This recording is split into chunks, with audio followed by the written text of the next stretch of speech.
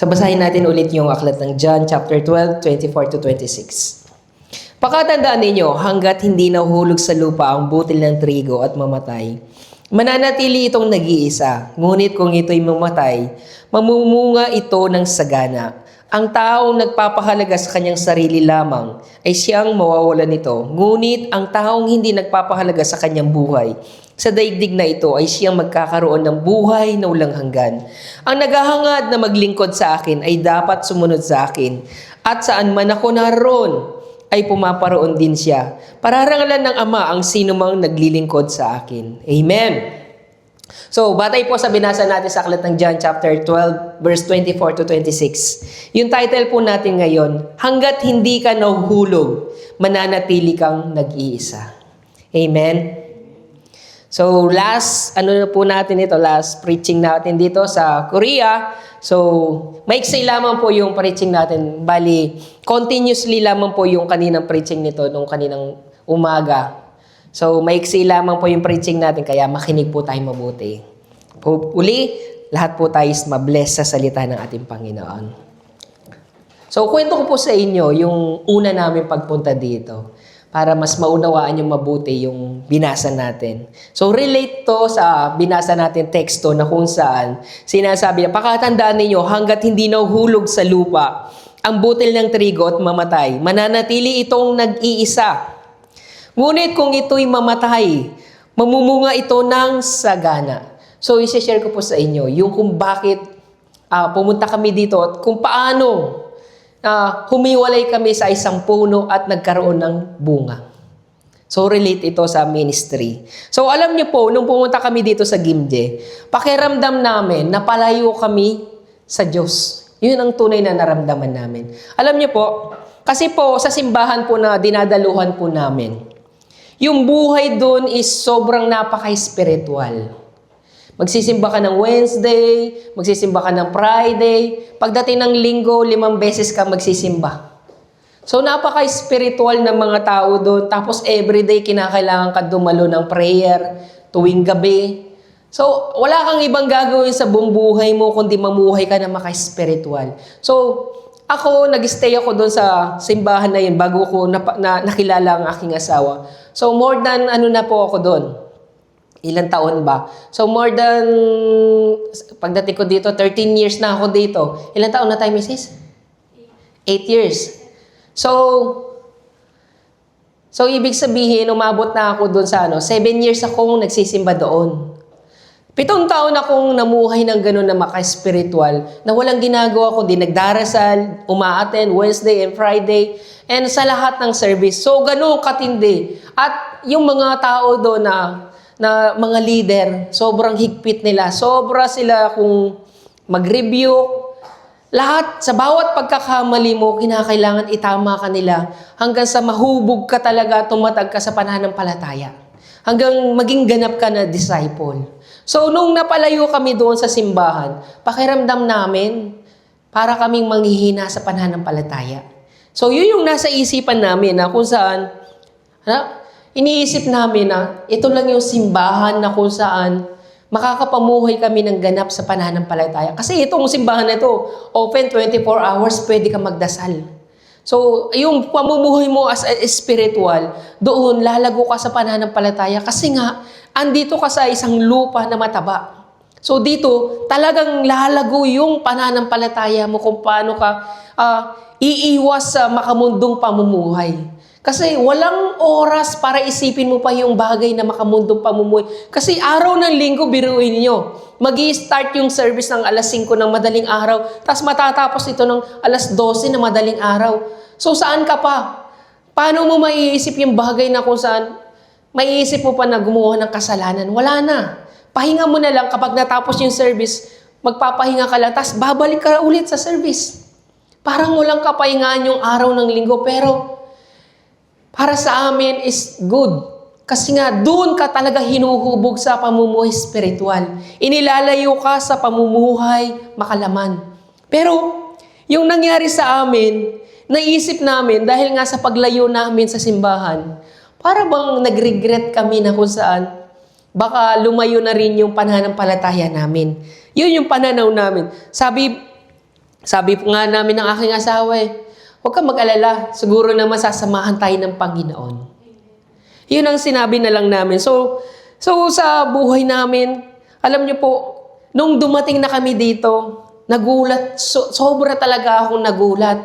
Kasi nga nagsimba nga kami sa isang simbahan na kung saan, na Philippine community. So nung nagsimba na kami doon, pagpasok ko pa lang ng simbahan, na sabi ko sa sarili ko, hala, ba't hindi ko nararamdaman yung presence ng Holy Spirit dito? Pagpasok ko pa lang, hindi ko na maramdaman yung presence ng Holy Spirit. Sabi ko, hala, talagang napalayo na kami sa Panginoon, parang mali yung simbahan na pinasukan namin. Tapos nung nag-preach yung pastor, nagulat ulit ako. Hala, tapos na yung preaching. Nagsalita pa lang, nagbabasa pa lang siya, tapos na agad. Sabi ko, hindi ko man naramdaman yung presence ng Holy Spirit. Tapos natapos siya. Alam niyo po kung bakit? Kasi po sa soul, kapag yung pastor po namin nagpe-preach, parang wala nang bukas. Alam niyo po, hanggat nangungusap sa kanya ang Holy Spirit, dire-diretso yung preaching. Walang oras, walang pipigil ng oras para sa kanya. Hanggat kumikilos ang Banal na Espiritu Santo, ibibigay niya yung mensahe para sa lahat. Kaya nga yung magiging preaching, umabot ng 2 oras, 1 oras kalahati, 2 oras. Ganyan yung preaching every Sunday. Kaya nga nagulat ako na, nung nagsimba kami dito, para bang nagulat ako na 15 minutes, 20 minutes, nagbasa pa lang siya, tapos na yung preaching. Para bang hindi ako nabubusog. Sabi ko, Lord, para bang talagang matutuyo kami sa pananampalataya nito. Paano kami lalago sa pananampalataya kung ganito yung simbahan na pinapasukan namin, hindi ko man lang maramdaman yung presence ng Holy Spirit. Ganon yung karanasan na sinasabi ko para sa inyo, na kung saan ito'y relate. Sinasabi ko ito sa inyo, hindi sa paninira sa simbahan, kundi sasabihin ko sa inyo yung bagay na kung saan magkakaroon ng aral. So, sinasabi ko ito, hindi sa paninira ng simbahan, So, dito, papasok yung kaming 2 mag-asawa. So, iniisip namin na palayo kami sa simbahan, yung buhay namin na pananampalataya is babagsak. Ang sinasabi ko dito, inilagay namin yung pagtitiwala namin at pananampalataya sa simbahan at sa pastor. Ang nakalimutan namin, sasamahan pala kami ng Diyos kahit saan kami magpunta. Amen. Yun yung aral na sinasabi ko sa inyo, na hindi ako naninira ng simbahan. Kundi kami mismo may pagkakamali sa bagay na yun, na bakit kami tumingin sa simbahan? Although na yung simbahan na yun is hindi pospos ng Holy Spirit, although na yung nagpipreaching hindi pospos ng Holy Spirit, nagtiwala kami doon sa simbahan na tanging para bang lumalabas na ito lang bang simbahan namin na magbibigay ng buhay na walang hanggan? Hindi. Kaya yun ang pagkakamali namin. 2 mag-asawa na kung saan inilagay namin yung buong pagtitiwala na akala namin kapag lumayo kami sa simbahan yun, sa simbahan namin is babagsak ang faith namin. Nagkakahamali kami. Kaya nga ang sabi ni Jesus dito sa verse 24, pakatandaan ninyo, hanggat hindi nahuhulog sa lupa ang butil ng trigo at mamatay, mananatili itong nag-iisa. Sabi niya, ngunit kung mamatay, mamumunga ito ng sagana. Kaya nga ang ibig sabihin ng Panginoon, hindi ibig sabihin umalis ka sa simbahan mo at dinala ka ng Panginoon dito. Hindi ibig sabihin nun is babagsak na yung faith mo. Ang gusto ng Panginoon, dalhin ka niya katulad ng isang halaman na kung saan pinutol niya ang sanga at itinubo yung sanga na yun sa ibang lugar na kung saan ikaw mismo mararanasan mo naman maging isang puno hanggang sa maranasan mo na ikaw naman ay magbunga. Kaya nga dinala tayo ng Panginoon dito nang sa gayon hindi ka lang forever na miyembro. Kundi nais ng Panginoon, ikaw mismo bumitiw ka. Bumitiw ka nang sa gayon maranasan mo ring magbunga katulad ng mga pastor. Ang mga pastor, lahat tayo dito, bunga ng paglilingkod nila. Pero tayo, may bunga na ba tayo? Wala pa tayong bunga kasi nga, hindi tayo bumibitiw. Ayaw nating bumitiw, nagtitiwala tayo sa simbahan, inilalagay natin yung pananampalataya natin sa pastor. Pero ang gusto ng Panginoon, bumitiw ka. Nang sa gayon, mamunga ka ng sagana. Pero hindi ko sinasabi sa inyong maging rebelde kayo sa simbahan, maging rebelde kayo sa pastor, kundi magkaroon din kayo ng desire na mangaral ng magandang balita. Yun ang ibig ko sabihin sa inyo. Hindi ko sinasabi sa inyo na umalis kayo sa simbahan na kung saan nararamdaman ninyo yung presence ni Lord. Hindi ganoon ang nais kong ipabatid sa inyo. Kundi, hilingin nyo sa Panginoon, Lord, gusto kong magbunga. Katulad ni Pastor. Gusto ko rin makapag-evangelize na maraming kaluluwa. Alam niyo po, nainggit din ako sa Pastor. Lord, gusto ko rin maging pastor. Gusto ko rin mangaral na magandang balita. Hindi lang yung pastor na yan, doon ka magsasalita. Gusto ko, sa akin ka rin magsalita. Tinugon ng Diyos yung kahilingan ko. Ngayon, may bunga na ako. Kayo yung mga bunga ng paglilingkod ko. Dapat maging kayo man. Magkaroon kayo ng desire na magbunga. Pero paano kayo magbubunga kung forever kayong miyembro lang? Alam niyo yung sinasabi ko forever miyembro, nagsisimba lang every Sunday. Kumbaga ang upaan mo, para bang malapit ng masira, ayaw mo pang maglingkod sa Panginoon. Maari kang tumayo. Lord, gamitin mo na ako para maglingkod as a music ministry. Pwede ako maging usher, pwede ako sa drum, pwede ako sa gitara. Huwag forever miyembro. Kinakailangan bumitiw kayo. Bumitiw kayo sa buhay na ganyan na kung saan hindi kayo matured na mga Kristiyano. Para mag-mature tayo as a Christian, kinakailangan kayo mismo maranasan nyo maging isang puno. Bumitiw kayo sa mga bagay na inaasahan ninyo. Kung nagkamali kami ng aking asawa, inisip namin kapag umalis kami sa simbahan na iyon, mapapariwara ang buhay namin. Nagkakamali kami. Malaking pagkakamali ang nangyari. Tingnan nyo ngayon, anong ginawa ng Diyos? Mas lalo pa kaming pinagbunga sa pananampalataya.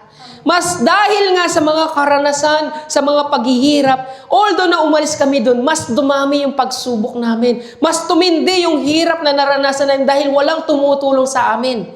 Pero ang nangyari, ang Diyos na mismo ang nagturo sa amin, ang Diyos na mismo ang humubog sa amin kung paanong mamumuhay ng maayos sa pananampalataya. The more na tumindi yung paghihirap namin, the more na tumindi yung paghinagpis namin na humihingi kami, umiiyak sa harapan ng Panginoon. Lord, tulungan mo kami! Lord, tulungan mo kami! So, sa ganoong paraan, ang Panginoon, gusto niya na umaasa ka sa Kanya. Hindi lang kayo umaasa sa simbahan. Dahil ang simbahan na hindi kayo maliligtas niyan. Dahil ang pastor ninyo, hindi kayo maliligtas niyan, kahit ako man. Kahit sabihin niya pang itinuturing niyo akong banal, ako isang makasalanan, namumuhay sa hilig ng laman. Madalas, inaaway ko yung asawa ko. Madalas, nakakapagsalita rin ako ng masama. Madalas, nagagalit din ako. Kaya wala akong karapatang iligtas ko kayo. Maging ako man ay humihingi rin ng kapatawaran sa aking mga kasalanan.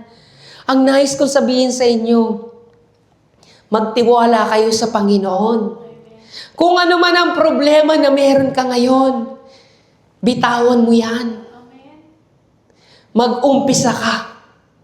Mag-umpisa ka hanggang sa tumubo ka ulit. Bibigyan ka ng Panginoon ng panibagong buhay. Huwag ka lang mag-stick dyan sa problema mo. Kung problema sa loob ng tahanan, bumitiw ka. Kung problemado ka sa spiritual, bumitiw ka. Kasi ang gusto ni Lord, bumitiw ka. Ako ang kikilos. Hanggat di ka bumibitiw, hindi ako makakakilos.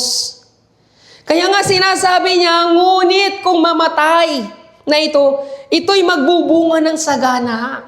Pero sabi niya, hanggat hindi nahulog sa lupa ang butil ng trigo at mamatay, mananatili itong nag-iisa. Hanggat pinapairal mo yung hilig ng laman mo. mananatili kang nag-iisa. Hindi ka pwedeng samahan ng Panginoon. Hindi ka pwedeng panahanan ng Holy Spirit hanggat hindi ka bumibitiw sa mga bagay na pinapahalagahan mo. Ganon kami dati ng asawa ko. Umaasa kami sa simbahan, natutulungan kami. Umaasa kami sa pastor, nare-recognize kami. Umaasa kami sa mga tao. Nagkamali kami.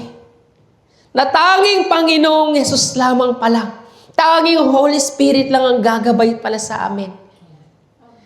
Hindi ko nilalagay yung pagtitiwala sa tao. Although na magkakaibigan tayo, although na magkakapatid tayo sa pananampalataya, pero ang bawat isa sa atin, kinakailangan natin magtrabaho para sa buhay, sa pananampalataya, para tayo magkaroon ng buhay na walang hanggan.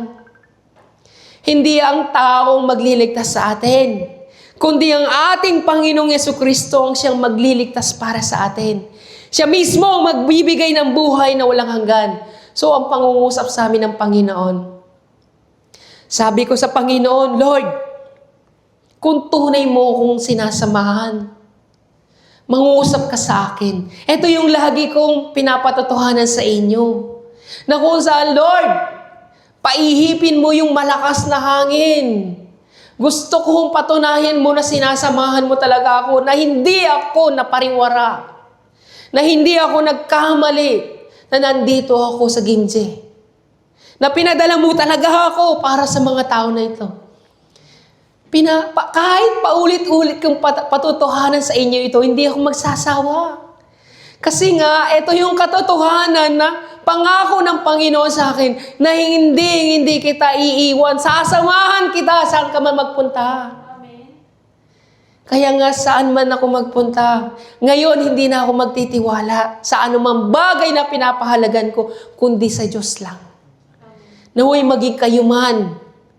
Kung ano man ang mga pinapahalagan nyo ngayon, asawa man yan, nagtitiwala kayo sa bagay na iyan, trabaho man yan, pera man yan, o sino man yung pinapahalagan nyo na sobra-sobra, na hindi ka mabubuhay nang wala yung ganyang bagay, bitawan mo. Sa Diyos ka magtiwala. Mag-umpisa ka muli. Katulad ng isang punong malaki, bumunot siya ng isang sanga. Nag-umpisa siya ulit mag-ugat. Hanggang yung ugat na yun ay lumalim ng lumalim ng lumalim. Lalalim yung relasyon mo sa Panginoon. Hanggang sa magkaroon ka na ng sarili mong bunga. Hindi ka magbubunga hanggat hindi ka humihiwalay sa puno. Humiwalay ka sa puno. Sabi nga ng Panginoon, kung ang mata mo ang pinagmumula ng pagkakasala, dukutin mo ito at itapon. Mas mabuti pang pumunta ka ng langit na kulang ang iyong mga mata kesa buo ang mga mata mo na mapupunta ng impyerno. Kung ano man ang mga pinapahalagan mo, bitawan mo na. Basta magtiwala ka kay Lord. Sabihin mo sa Panginoon, Lord, ang lahat ng ito ay pinagkakatiwala ko sa iyo. Mangyari nawa ang iyong kalooban, hindi ang aking kalooban. Ang nais lang ng Panginoon, maging isa ka sa Panginoon. Dahil never kang sasamahan ng Panginoon hanggat hindi mo isinusuko yung hilig ng laman mo. Never mo mararanasan yung Holy Spirit sa buhay mo hanggat may inaasahan kang isang bagay sa mundong ito.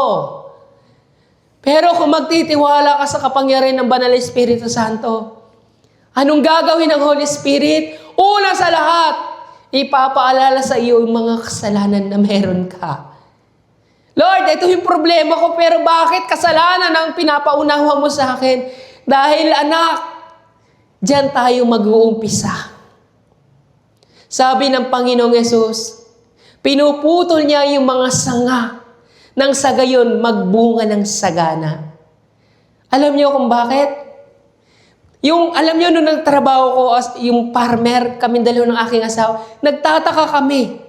Bakit binabali yung mga rows? Binabali pababa. Nagtanong ako sa kanya, anong dahilan? Bakit mo pinuputol yung mga halaman at yung iba'y binabali pababa? Yung bagay na yan, ang sabi niya, yung mga binaba mo papunta sa baba, sila yung magsisilbing ugat. Pagdating ng winter, pagdating ng taglamig, mananatili siyang buhay dahil ang dami niyang ugat sa ilalim. Ganon ang ginagawa ng Panginoon sa buhay natin. Dumarating yung marami mga problema at pagsubok, ginagawa iyon ng Panginoon para mag-ugat ka ng mas malalim. Hindi ginagawa ng Panginoon na ang puno ay pinapataas niya, pataas ng pataas, pero yung ugat hindi lumalalim. Magkaiba yung pinutol at tumutubo yung ugat sa ilalim. At magkaiba naman yung halaman na hindi pinutulan pero lumalago, pero yung ugat mababaw. Kaya nga yung mga dumaranas ng mga pagsubok, mga problema, ginagawa ni Lord, pinapalalim niya yung ugat mo. Pinapalalim niya yung pananampalataya mo. Kesa sa mga taong punong-puno ng pagpapala, umaasa sila sa biyaya, pero yung ugat nila sa ilalim, mababaw. Mababaw yung pananampalataya ng mga taong umaasa lang umangat o sa pagpapala, sa mga pagpapala. Kaya nga, kung mapapansin ninyo, bakit kaya sumusunod ka naman sa Diyos? Pero ang dami mong pagsubok. Natural yan. Kasi nga gusto ni Lord na mas hindi ka pataasin. Hindi ka pataas tumubo, kundi pababa kang tumubo. Amen. Gusto ng Panginoon maging humble. Amen. Humble. Yun ang gusto ni Lord. Palalimin yung relasyon mo sa Diyos. Akala mo lang umiiyak ka. Akala mo lang nagrereklamo ka sa Diyos. Akala mo lang tumatawag ka sa Diyos. Pero hindi mo napapansin, lumalalim na pala yung relasyon mo sa Diyos. Way ng Panginoon yung mga pagsubok na yan. Para lumalim yung ugat mo. Pero gusto ni Lord, putulin mo. Yung mga bagay na inaasahan mo sa buhay mo, yun yung ating hilig ng laman. Dapat ang maghari sa buhay natin yung Espiritu Santo. Si Holy Spirit mismo ang dapat mamagitan sa atin. Kaya nga sabi niya sa 25, ang taong nagpapahalaga sa kanyang sarili lamang ay siyang mawawalan nito. Ngunit ang taong hindi nagpapahalaga sa kanyang buhay, sa daigdig na to ay siyang magkakaroon ng buhay na walang hanggan. Huwag ninyong pahalagahan yung buhay ninyo sa mundong ito. Huwag ninyong pahalagahan yung mga bagay sa mundong ito. Magtiwala kayo't manampalataya. Nang sa gayon, magkaroon kayo ng buhay na walang hanggan. So, yung aral na sinasabi ko sa inyo, yung pagtitiwala, pananampalataya, ay hindi nyo dapat ilagay sa simbahan o sa tao. Kundi sa ating Panginoong Jesucristo mismo. Dahil minsan, nakakalimot na tayo. Nakakalimot na tayo na kung saan may Diyos tayo eh. Ginagamit lang yan ni Lord para sa buhay, sa pananampalataya. Pero si Lord pa rin naman na magbibigay sa atin ng buhay na walang hanggan. Yung faith, parang nakadugtong na yan sa Panginoon. Dapat sa Kanya tayo dumugtong. Sabi nga niya, di ba, sa John chapter 5, di ba? Kung malayo kayo sa akin, hindi kayo magbubunga. Ako ang puno at kayo ang mga sanga. Kaya nga sinabi niyang kayo ang mga sanga, pinuputol niya ang bawat sanga, itinutubo ito, papunta sa iba, nang sa gayon magbunga naman kayo. Hindi lang kayo mananatili sa loob ng simbahan forever, mga miyembro. Hindi tayo puro miyembro lang. Hindi tayo nagpaparami ng mga miyembro. Sabi ni Jesus, nakahanda na yung aanihin, ngunit kakaunti ang mag-aani. Hilingin ninyo sa may-ari na magpadala na marami pang mag-aani. Gusto ni Lord na hindi tayo maging immature sa pananampalataya. Dapat matured na tayo sa pananampalataya. Sabi nga ni Apostle Pablo, dapat nangangaral ka na ng salita ng Diyos, pero dahil magpahanggang ngayon, gatas pa rin. Ang iniinom mo, hindi dapat tinapay na. Kaya nga pagdating sa rebuking, hanggang ngayon, nasasaktan pa rin kayo. Pag nire-review kayo, para kayong bata, gusto nyo lumayas na sa simbahan, namumuhi kayo sa inyong pastor. Maging matured po tayo sa pananampalataya. Matuto tayong tumayo na mag-isa.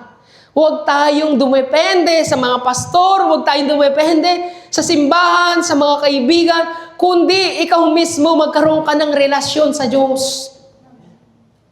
Dahil hindi mo maunawaan ang sinasabi ng pastor mo hanggat ikaw mismo hindi ka nagkakaroon ng ganap na relasyon sa Diyos. Kaya mga kapatid, tandaan po natin ang sinasabi ng Panginoon. Kung paano tayo magkakaroon ng buhay na walang hanggan, ang sabi niya, huwag mong pahalagahan ang iyong buhay. Maglingkod ka sa Panginoon. Sabi niya nga sa 26, ang naghahangad na maglingkod sa akin ay dapat sumunod sa akin at saan man ako naroon ay pumamaroon din siya. Pararangalan ng Ama ang sino mang naglilingkod sa akin.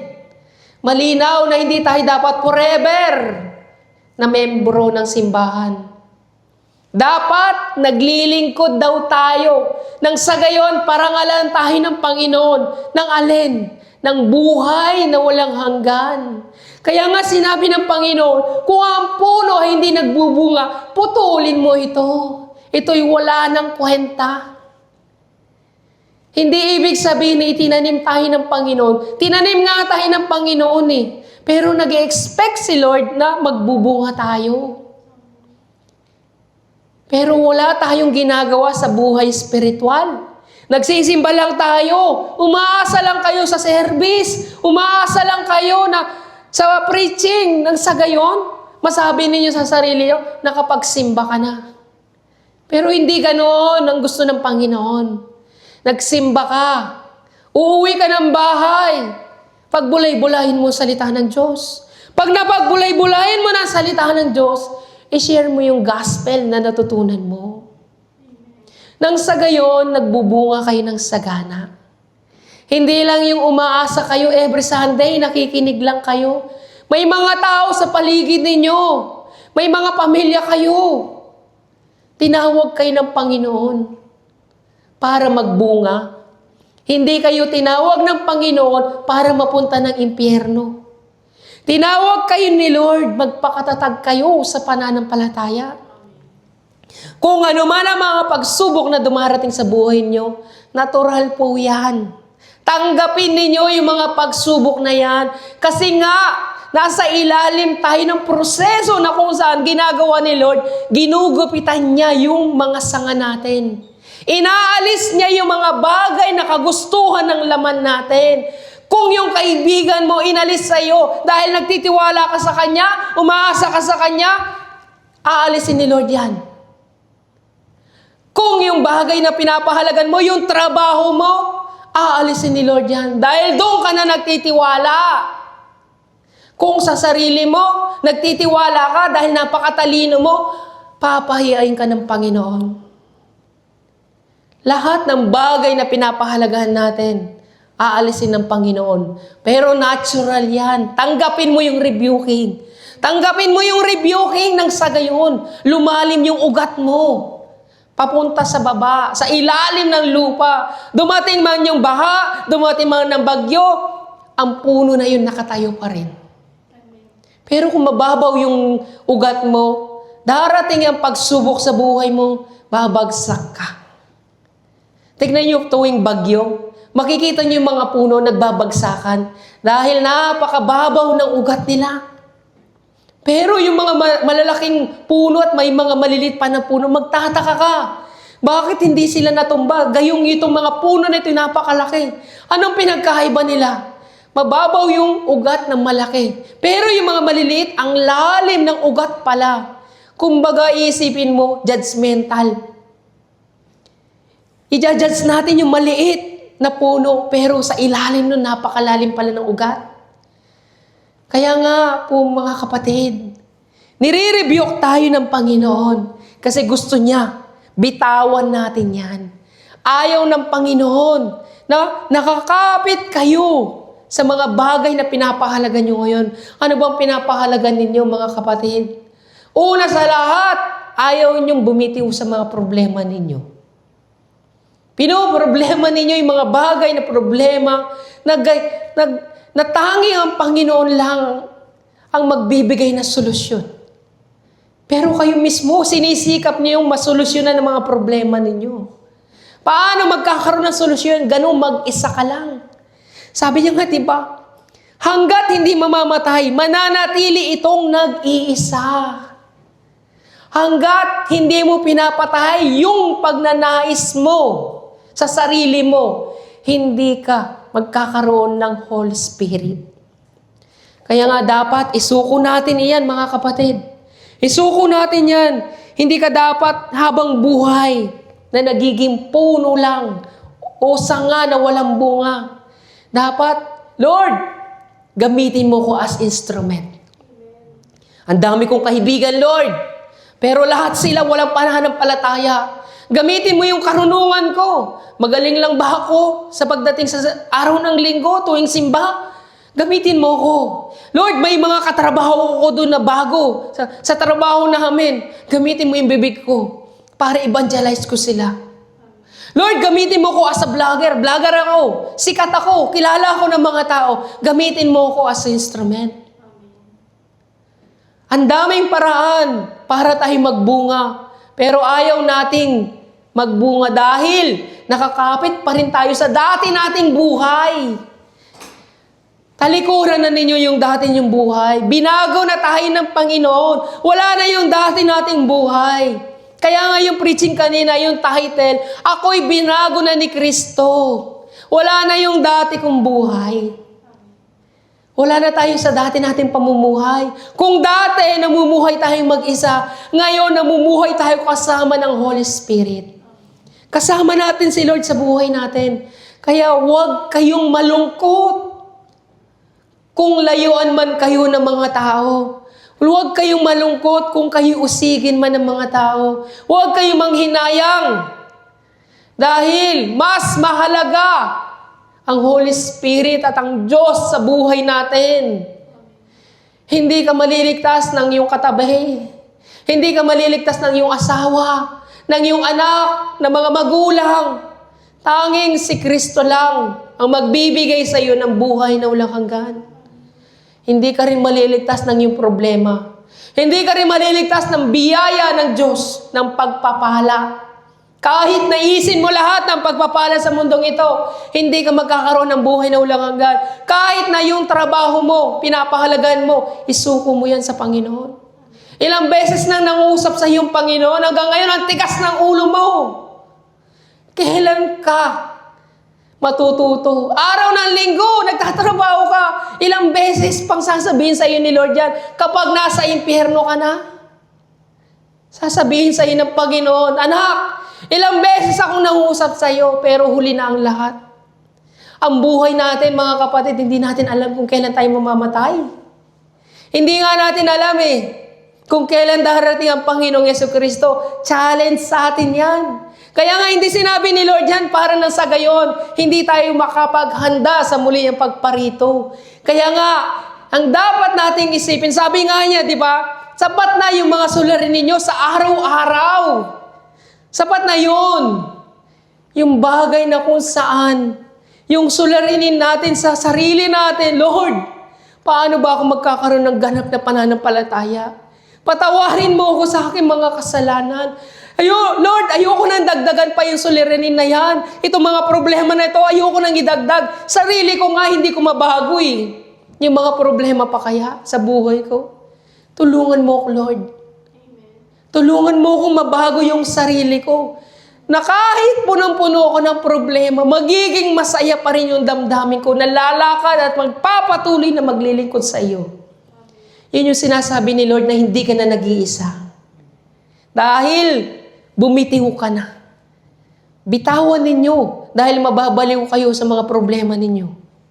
Magtiwala kayo sa ating Panginoon. Magtiwala kayo sa Kanya.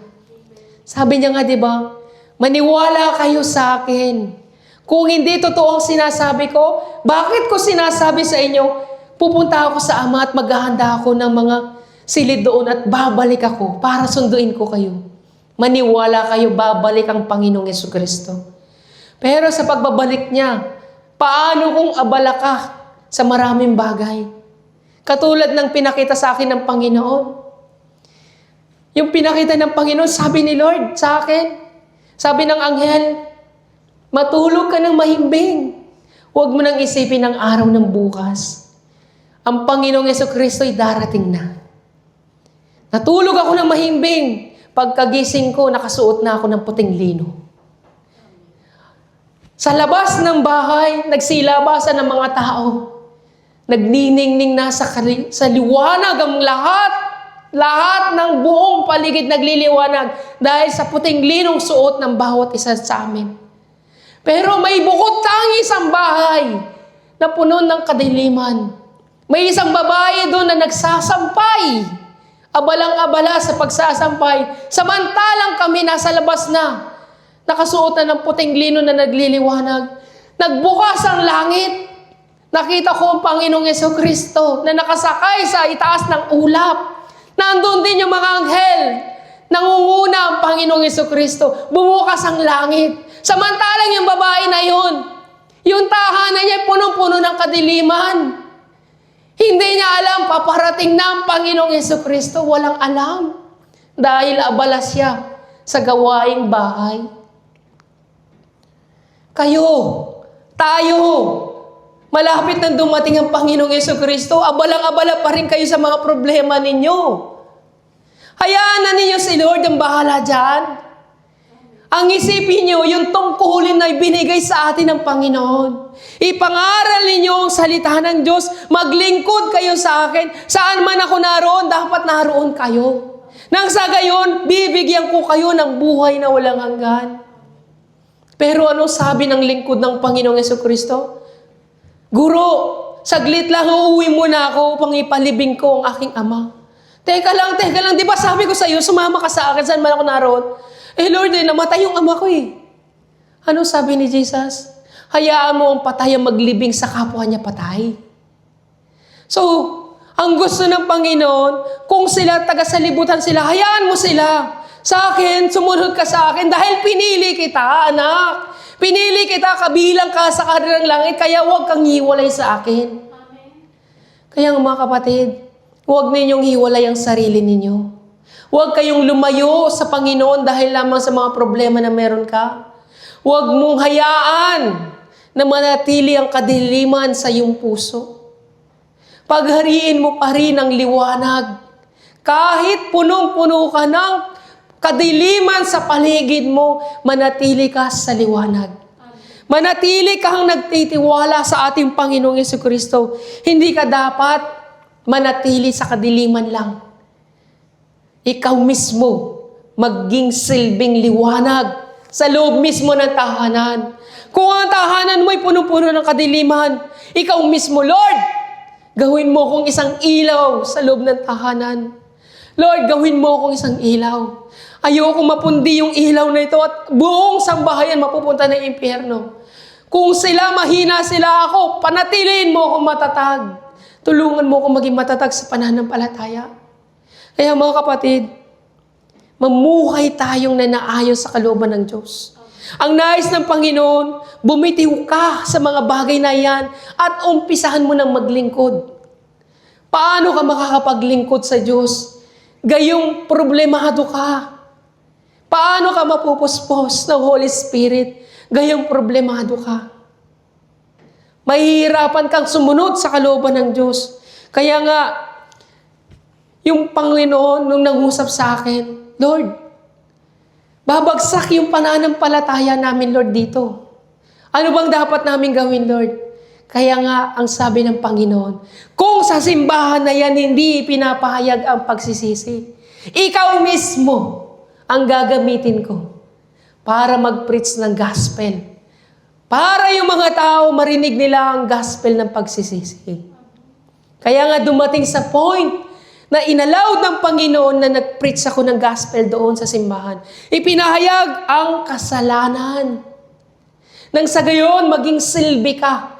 Maging ikaw man, magsilbi ka na ilaw sa maraming mga tao. Kaya nga tayo mga kapatid, hindi ibig sabihin na sa kadiliman tayo, maging kayo man ay mamuhay na sa kadiliman. Kasi kapag nabibigo tayo sa Panginoon, para bang isusuko na rin natin lahat ng samahan natin sa Panginoon Pag nabibigo tayo sa pananampalataya, pag nabibigo tayo sa kagustuhan natin, hindi binigay ng Panginoon, isusuko na rin natin pananampalataya natin. Hindi ganoon mga kapatid. The more na nahihirapan ka, isipin mo, yan ay pagsubok lang dahil sumusunod ka na sa Panginoon. The more na may problema ka, isipin mo, magtiwala ka sa Panginoon. Kaya nga mga kapatid, nung nakapangaral na kami ng salita ng Diyos doon, alam niyo ano naging resulta? Para silang mga sinasaniban ng demonyo na galit na walang dahilan. Dahil ipinatotohanan doon ang katotohanan sa pagsisisi ang mga tao. Nagkaroon ng galit. In the end, umalis kami sa simbahan. Lumipat sa ibang simbahan na kung saan ang sabi ng Panginoon, kung hindi ka nabe-bless doon, ikaw na mismo ang magtatayo. Eto, yung sinasabi ko na kung saan bumitiw ka sa simbahan at ikaw mismo itatanim ng Panginoon na sa gayon magbunga ka ng sagana. Kaya nga nag-umpisa yung ministry natin ito at nabuo yung Jesus Christ behind the Lordship. Ito na yung puno na yun na kung saan kayo mismo yung magiging bunga. At darating ang panahon, ang bawat isa sa inyo ay kinakailangan putulin din at itanim nang sa gayon kayo man ay magbunga ng sagana. So lahat tayo mga kapatid, kinakailangan magbunga sa ating pananampalataya. Hindi ibig sabihin, uuwi kami ng Pilipinas, tapos na ang ministry natin. Hindi.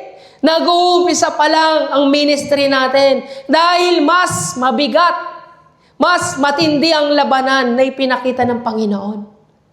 Alam niyo, yung patutuo ko na sa Bible study, di ba? Bit-bit ko yung bag. Sa sobrang bigat, nawalan na ako ng pasensya. Ganon yung sinabi ng Panginoon, pinaranas ko sa iyo yan nang sa gayon mas maunawaan mo mabuti kung ano yung kaharapin mong hirap, bigat, doble ang haharapin mo doon sa Pilipinas. Pero, pangako ng Panginoon, hindi kita iiwan. Sasamahan kita saan ka man makarating. Kaya nagtitiwala ako sa Panginoon. Alam niyo yung pinakita sa akin ng Panginoon? Isang napakalaking dome ang pinakita ng Panginoon.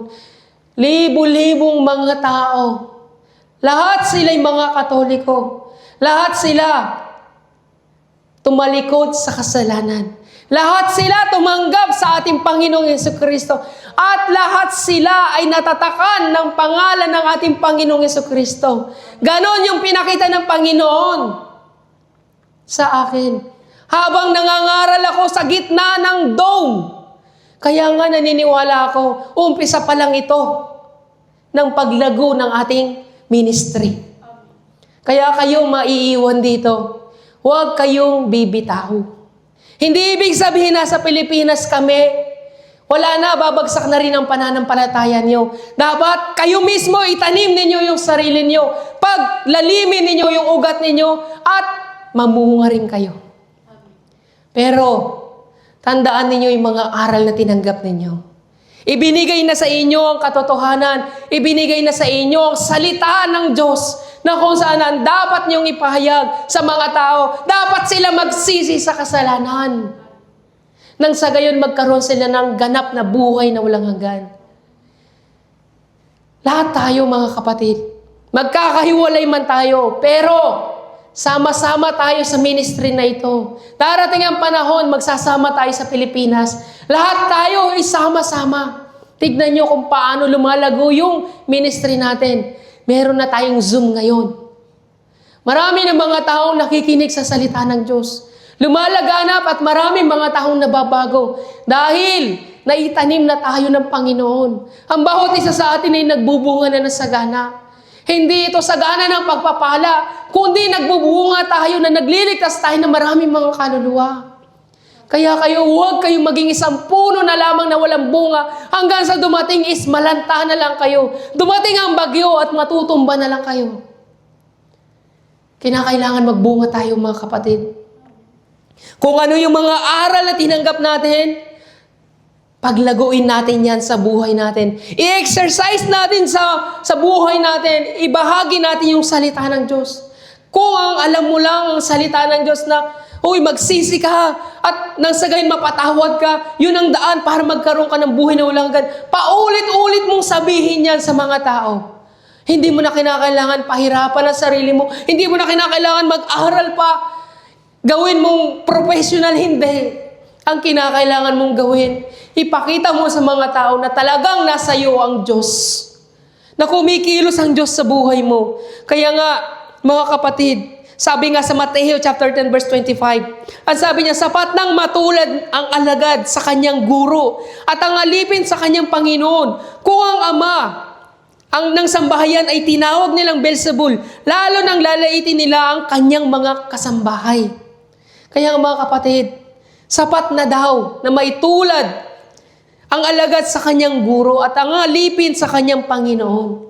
Kaya mga kapatid, kung ano ang Panginoong Jesucristo, kung paano siyang nangaral ng salita ng Diyos, dapat tayo din naman ay dumanas ng hirap. Hindi tayo nanampalataya sa Panginoon para lamang yumaman, para lamang sa mga pagpapala.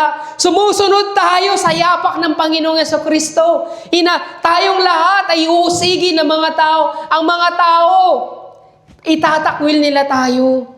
Yung mga kainuman mo dati, ayaw na sa iyo. Yung dating nagchichismis sa iyo, ayaw na sa iyo dahil namumuhay ka ng may kabanalan. Kaya nga ipakita ninyo kung paano kayo susunod sa kalooban ng ating Panginoon. Ipakita ninyong binago na kayo ng Panginoon. Kayo'y nabago na. Wala na yung dati ninyong buhay. Kaya nga alalahanin ninyo yung mga salita ng ating Panginoon. Mga kapatid, yung mga bagay na nakikita ng ating mga mata, yung mga bagay sa paligid natin, huwag nating intindihin. Isipin na lang natin na yung mga bagay na kung saan lahat ng yan ay pansamantala lang. Yung pamilya, kaibigan, pera, trabaho, kapangyarihan, yung pagiging sikat, lahat ng yan ay pansamantala. Maging ang buhay ng isang tao ay pansamantalang. Pansamantala. Maging yung hilig ng laman, yung kasalanan, yung kalayawan, yung nasa ng laman, lahat ng yan. Pansamantalang kasiyahan ng laman. Pero lahat ng yan ay may hangganan. Ibinibigay yan ng demonyo sa atin para maging masaya yung ating katawan lupa. Binibigyan tayo ng pagiging sakim, pagnanasa, kasakiman sa pera, kapangyarihan, mga bagay sa mundong ito. Lahat ng yan, pinaparanas sa atin ng demonyo. Dahil nais ng demonyo na maging bulag tayo sa katotohanan. Pero gusto ng Panginoon, may paunawa sa atin lahat ng yan, anak. Kung paano ang buhay ng isang tao ay tumatanda at lumilipas. Tayong lahat mamamatay. Pero paano kung mamatay tayo na walang pananampalataya sa Diyos? Mamatay tayo na walang kinikilala at mamatay tayo na hindi pa nagre-repent. Paniguradong mapupunta tayo ng impyerno. Dahil hindi pupunta dito ang Panginoong Jesucristo para lamang suguin tayo o mag-alay ng buhay para sa ating mga kasalanan ulit. Hindi na. Hindi na gagawin ng Panginoon yung bagay na iyon. Anong gagawin niya sa second coming of Jesus?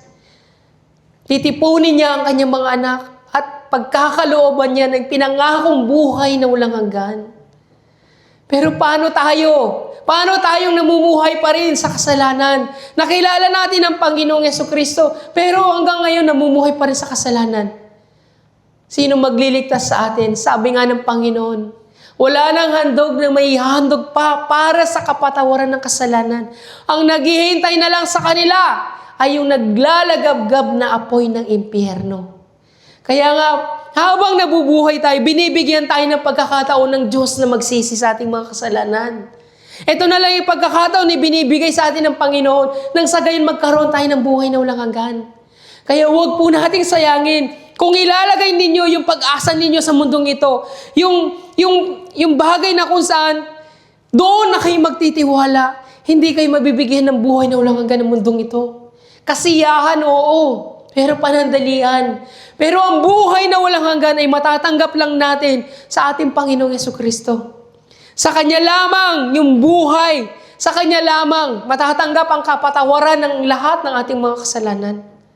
Kaya nga sa Kanya lamang, hindi lahat, pero hindi lahat ng nalalaglag na bunga. Pansinin nyo, kapag yung halimbawa yung puno ng mangga, mga hinog na silang lahat. Nahulog silang lahat, pero iilan lang ang tutubo. Hindi lahat ng nalalaglag sa lupa ay tutubo. Yung iba sa kanila nabubulok, nagiging fertilizer sa lupa. Ganun tayo. Kapag hindi tayo tumubo, nalaglag lang tayo, at hindi natin hinayaan ang Panginoon na isik natin si Lord sa buhay natin, para tayong isang bunga na dumating yung kamatayan na hindi handa. Malalaglag sa lupa hanggang sa mabulok lang, pero hindi tumubo. Pero may nalalaglag na mga bunga sa lupa, pero tumutubo. Yun ang sinasabi ng Panginoon. Na kung saan, yung tao na yun, nalaglag man siya, nagtiwala naman siya sa Panginoon. Kaya nga si Lazaro na isang pulubi. Pulubi man siya, namatay man siya, pero andun sa langit. Pero yung isang mayaman, napakayaman niya, lahi siya ni Abraham, pero nung mamatay, napunta ng impyerno. Dahil walang sumasalo sa kanya. Walang pananampalataya. Tayo mga kapatid, pag nalaglag tayo, manatili kayong nakakapit sa Panginoon. Pag na-review kayo, huwag kayong masasaktan. O masaktan man kayo, huwag kayong lalayo sa Panginoon. Manatili pa rin kayong nasa lupa. Hayaan ninyong lumabas yung ugat hanggang sa tumibay ang inyong pananampalataya. Kaya nga sabi sa Mateo chapter 12:25, ang taong nagpapahalaga sa kanyang sarili lamang ay siyang mawawalan nito. Ngunit ang taong hindi nagpapahalaga sa kanyang buhay, sa daigdig na ito ay siyang magkakaroon ng buhay na walang hanggan. Kung ano man ang gawin sa inyo ng Panginoon, kung ano man ang desisyon ng Panginoon para sa atin, tanggapin nyo.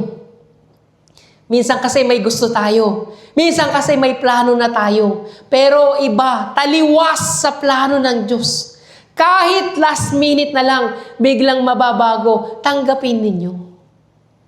Huwag ninyong isipin, pinabayaan kayo ng Panginoon. Huwag ninyong isipin, walang Diyos. Hindi, magtiwala kayo sa plano ng Diyos. Alam ng Diyos ang ginagawa niya. Alam ng Diyos kung ano mangyayari sa atin sa hinaharap. Magtiwala kayo sa Diyos. Kung gawin niya kayong mahirap, maghirap kayo. Kasama niyo si Kristo. Kung mawalan kayo ng kaibigan, hayaan niyo mawalan kayo ng kaibigan. Sabi ng Biblia, ang kaibigan mo ay si Kristo. Siya mismo ang ituring mong kaibigan. Sa Kanya mo idulog lahat ng problema mo. Walang may tutulong yung kaibigan mo sa pagchismismis mo sa mga problema mo. Sa Diyos mo idulog lahat ng problema mo. Sa Kanya mo sabihin, nang sa gayon magkaroon ka ng kapayapaan. Nasasaktan kayo kapag nare-review kasi ayaw ninyo eh. Ayaw ninyong bitawan yung mga bagay na pinapahalaga nyo dito sa mundong ito. Nasasaktan tayo. Nangihinayang tayo, pakiramdam ninyo, malaking kawalan ito para sa inyo eh. Malaking kawalan sa inyo, sa buhay, kapag isinuko nyo yung bagay na iyon. Kaya nga nasasaktan tayo sa rebuking. Ang laki mawawala sa atin, pero gusto ni Lord, bumitiw ka sa kasalanan. Manampalataya ka, kung hindi ka bibitiw, mananatili ka nag-iisa. Kung hindi kayo bibitiw, hindi sa iyo yung Holy Spirit.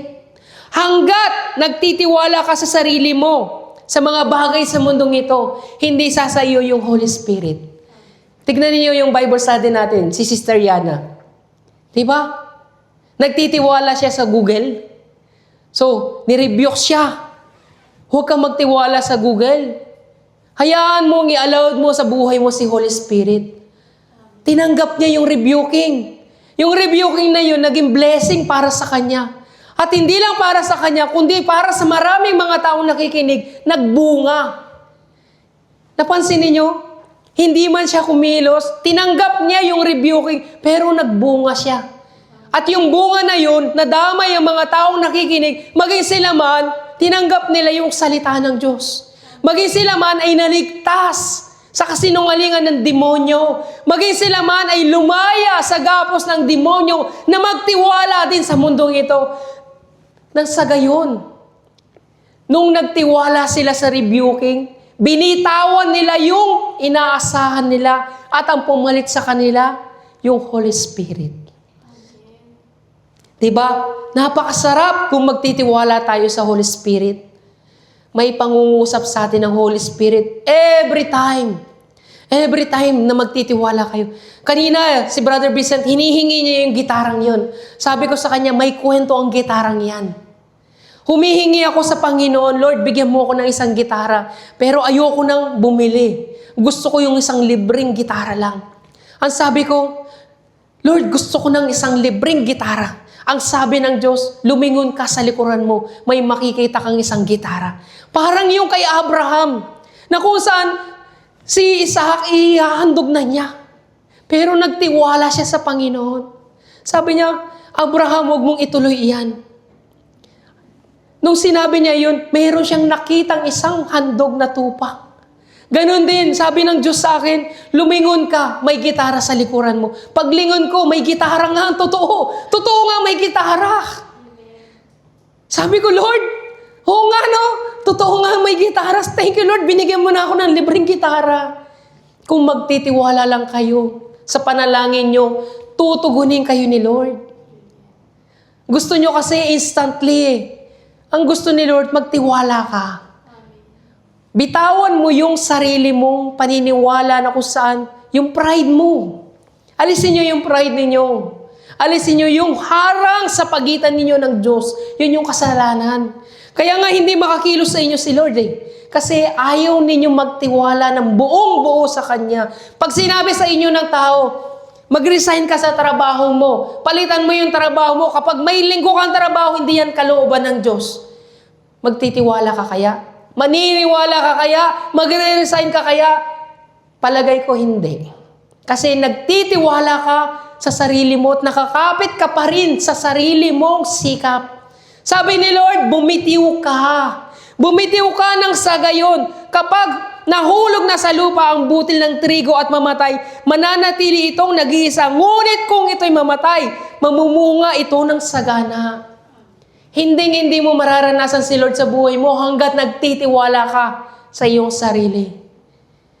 Hayaan mo i-welcome si Holy Spirit sa puso mo. Buksan mo yung pintuan at si Lord Jesus Christ ay papasok sa iyong tahanan. Lord, pagpasok mo na doon sa pintuan pa lang. Pag pumasok kayo sa pintuan, pagbuksan nyo ng pintuan si Lord, Lord, welcome! Wini-welcome kita sa tahanan namin. Dahil itong tahanan ito ay punong-puno ng problema. Wini-welcome po namin kayo, Lord Jesus. I-welcome nyo si Jesus Christ. Kaya nga sabi dito sa Roma chapter 8, verse 13 to 15, sapagkat mamamatay kayo kung namumuhay kayo sa katawang makalaman. Ngunit kung pinapatay ninyo sa pamagitan ng Espiritu ang mga gawa ng katawang makalaman, mabubuhay kayo. Ang lahat ng pinapatnubayan ng Espiritu ng Diyos ay mga anak ng Diyos. Malinaw. Malinaw po na sinasabi ng Biblia, ngunit kung pinapatnubayan kayo sa pamagitan ng Espiritu, sa gawa, kung pinapatay ninyo sa pamagitan ng Espiritu ang mga gawa ng katawang makalaman, mabubuhay kayo. Ang lahat ng pinapatnubayan ng Espiritu ng Diyos ay mga anak ng Diyos. So isipin po ninyo, kung nag-iisa ka at hindi kayo dalawa ng Holy Spirit, ibig sabihin pala nun, hindi ka anak ng Diyos, kundi anak ka ng dyablo. Nakakatakot, di ba? In the end, kala mo successful life ka na. In the end, naiinggit sa'yo yung maraming mga tao dahil ang laki ng sinasahod mo. 100,000 pesos. Ang gaan ng trabaho mo. Pero in the end, lumalakad ka pala nakasama mo ang demonyo. In the end, proud ka sa sarili mo na successful yung buhay mo. Samantalang ang mga tao, naghihirap sila sa buhay nila. Pero in the end, hindi pala ang Diyos ang kasama mo, kundi umaakay pala sa iyo papuntang impyerno, si Satanas. Kaya nga malinaw, mabubuhay kayo. Ang lahat ng pinapatubay ng Espiritu ng Diyos, ang Holy Spirit, ay mga anak ng Diyos. Sapagkat hindi ibinigay sa inyo ng Diyos ang Espiritu upang kayo gawing mga aliping namumuhay sa takot. Sa halip, ibinibigay sa inyo ang Espiritu upang kayo gawing mga anak ng Diyos. Kaya nakakatawag tayo sa Kanya ng Ama-Ama ko. Sabi ng Biblia, ibinigay sa atin ang Holy Spirit nang sa gayon, hindi tayo maging aliping namumuhay sa takot. Huwag kayong matakot sa mga bagay na bibitawan ninyo. Bitawan mo man yung pangarap mo, bitawan mo man yung mga plano mo, bitawan mo man yung mga problema mo, bitawan mo man yung mga kaibigan mo, ano man ang mga pinapahalagan mo, trabaho man yan, sahod man yan na malaki, lahat ng yan is huwag kang matakot na bumitaw. Magtiwala ka sa Diyos dahil ang mas mahalaga, yung mabuhay ka na kasama mo yung Holy Spirit. Dahil yun yung tanda na kayo'y mga anak ng Diyos. Anong pipiliin ninyo? Mamuhay sa karangyaan pero anak ng Diablo? O mamuhay kayo na nag-iisa na kasama niyo si Holy Spirit at kayo'y ituturing na anak ng Diyos? Yung nag-iisang sinasabi ko sa inyo, yung hindi kayo nagtitiwala sa mga bagay sa mundong ito, sa mga taong sa paligid nyo, kahit ang dami nyong mga kaibigan, ang dami nyong pamilya, pero sa Diyos pa rin kayo nagtitiwala. Yun yung sinasabi kong nag-iisa. Kasama niyo si Holy Spirit. Kaya huwag kayong matakot kung dumanas man kayo ng kahirapan. Isuko natin yung mga bagay na ninanais ng ating laman. Isuko natin sa harapan ng ating Panginoon. Magtiwala tayo sa Kanya. Huwag kayong matakot sa mga pag-uusig na darating. Huwag kayong matakot na harapin yung buhay na ibinibigay sa inyo ni Lord. Masiyahan kayo kung kayo'y naghihirap. At least kasama mo sa pagkainan si Lord Jesus Christ. Kahit tuyo pa yan, kahit kamatis man yan, kahit toyo man yan, at least kasama mo sa pagkainan si Jesus Christ. Ang sarap, di ba? Kaya nga si Jesus Christ nung muli siyang nabuhay, sabi niya, hali kayo. Nasa daungan sila Juan, tsaka sila Pedro. Si Jesus nang naghanda. Sabi niya, kumuha kayo ng isda. Pinagsalu-saluhan nila yun. Napakasimple. Pinagsalu-saluhan nila yung isang isda at pinagpira-piraso yun. Tandaan na kung saan nakikipag-isa sila sa ating Panginoon. Kaya yung kahirapan na meron tayo, tanda iyan ang pagkikipag-isa natin sa ating Panginoon. Huwag ninyong ihiwalay yung sarili nyo. Huwag ninyong kainggitan yung mga taong yumayaman. Dahil maging sila man, hindi nila alam kung paano sila magkakaroon ng buhay na walang hanggan. Kayo mismo, alam ninyo ang katotohanan. Ibinigay sa inyo ng Panginoon, ibinigay sa inyo ang Holy Spirit, dapat meron kayong relasyon sa ating Holy Spirit. Dapat naririnig ninyo kung ano bang nais ng Panginoon, kung ano nga bang kalooban ng Panginoon para sa atin. Ang Holy Spirit ay binigay sa atin, hindi lang sa buhay na ito. Hindi lang para sa buhay na ito, kundi ibinigay sa atin ng Holy Spirit kahit maging sa kamatayan. Si Holy Spirit ay hindi mamamatay. Yung katawang lupa natin ay mamamatay. Anong trabaho ni Holy Spirit? Si Holy Spirit ang siyang bubuhay sa ating katawang mamamatay. Kaya forever mong dapat kasama si Holy Spirit hanggang kamatayan. Dahil si Holy Spirit ang siyang bahala sa iyong katawang lupa. Hindi si insurance. Hindi si insurance ang bahala na maglibing sa iyong katawan, kundi si Holy Spirit. Dahil siya mismo ang mag-i-insured sa iyong buhay, sa iyong katawan, pagdating ng huling araw. Napakahalaga po na tayo mapuspos ng Holy Spirit, hindi lamang sa buhay na ito, kundi maging sa kamatayan, hanggang sa huling hukay. kasama natin si Holy Spirit. Hindi natatapos yung tungkulin ng Holy Spirit, yung ministry niya. Dapat maging tayo man. Hanggat humihingi ka, hindi ka dapat tumitigil sa pagmiministry mo. Kung paano kang tinawag ngayon, dapat lumalakad ka. Huwag pabalik-balik, huwag palingon-lingon. Moving forward po tayo mga kapatid. Magbunga tayo sa pananampalataya. Kaya nga sabi sa Roma chapter 8 verse 11, kung nananahan sa inyo ang Espiritu ng Diyos na siyang muling bumuhay kay Jesucristo, siya rin ang muling bubuhay sa inyong mga katawang mamamatay sa pamagitan din ng kanyang Espiritong nananahan sa inyo. So, ibig sabihin, malinaw po, sinasabi ng Biblia na si Holy Spirit nga ay may tungkulin hanggang sa kamatayan natin. Siya ang magbibigay sa atin ng buhay sa ating katawang lupa. Kasi nga itong katawang lupa na ito ay may sangkap na makasalanan. Kahit Kristiyano tayo, kahit pastor tayo, lahat tayo'y namumuhay sa kasalanan. Pero, dahil nga sa Holy Spirit, magkakaroon pa rin tayo ng buhay na walang hanggan. So, yun po ang pinakamahalaga. Kaya nga, tinawag kayo ng Diyos para mangaral at mag-umpisa ka na. Bumitiw ka na sa mga bagay na pinapahalagan mo sa mundong ito. Huwag mo nang sayangin ang pagkakataon na binibigay sa iyo ng Panginoon. Huwag mo na sayangin yung calling ng Panginoon para sa iyo. Alam niyo po, minsan lang magtawag ang Panginoon para sa atin. Minsan lang po tumawag si Lord sa ating buhay. Yung mga apostol, minsan niya lang tinawag. Sabi niya, hali kayo, sumunod kayo sa akin. Minsan lang. Kahit si Mateo na maniningil ng buwis, na kahit makasalanan siya, minsan lang niyang sinabi, sumunod ka sa akin. Kaya nga tayo mga kapatid, minsan lang tayo tatawagin ni Lord. Naranasan niyo na ang katotohanan, naranasan niyo ang Holy Spirit, huwag na kayong magsayang ng pagkakataon. Kung tinawag kayo ng Panginoon, sinabi sa iyo ni Lord, anak, mag-umpisa ka ng mangaral ka na ng salita ng Diyos. Huwag mo nang isipin yung mga pangarap mo. Huwag mo nang isipin kung ano bang bagay yan. Si Lord na ang pagtuunan mo ng pansin. Si Lord na ang bahala kung bibigay niya sa iyo yung mga pangarap mo o tutuparin ng Lord yung pangarap mo. Ang mahalaga, ensured na ikaw ay lingkod ng Diyos. Ensured na talagang ikaw ay kabilang sa karinang langit. Kaya nga, huwag niyo sayangin ang pagkakataon. Dito, nagbigay ang Panginoong Jesucristo ng isang talinghaga na kung saan yung malaking handaan.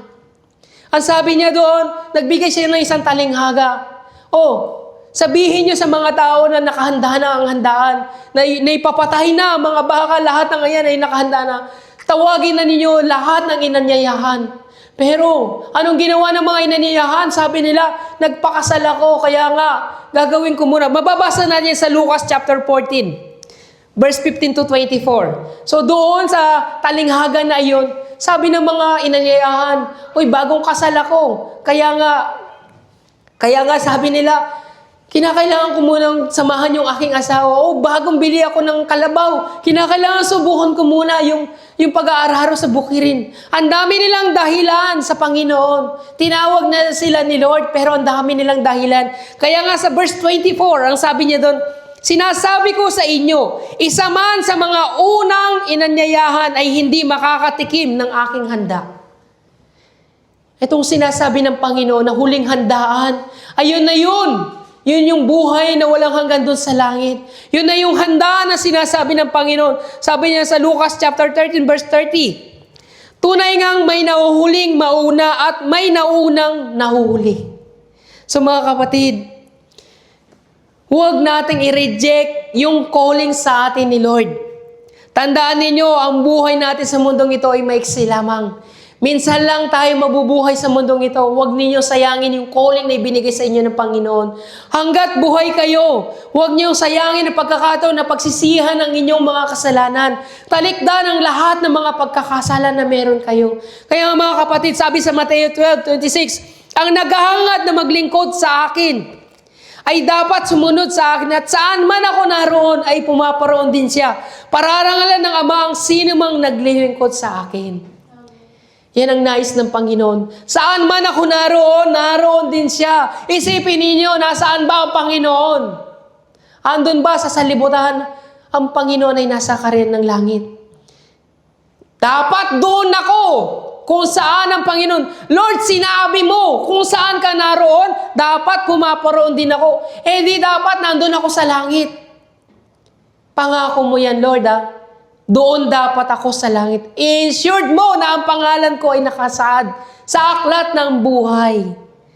Pero ang sabi ni Lord, oo, ensured ko yung pangalan mo. Pero isang bagay ang gusto ko sa iyo. Pararangalan ng Ama ang sino mang naglilingkod sa akin. Amen.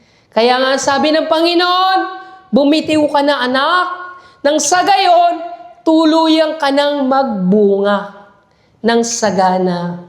Isuko mo yung mga bagay na pinapahalagan mo, ano man ang mga bagay na yan, problema man yan, o mga pagsubok man yan, o mga tao man, simbahan man yan, o pastor man yan, o sarili mo man yan, o pride mo man yan, lahat ng yan, isuko mo sa Panginoon.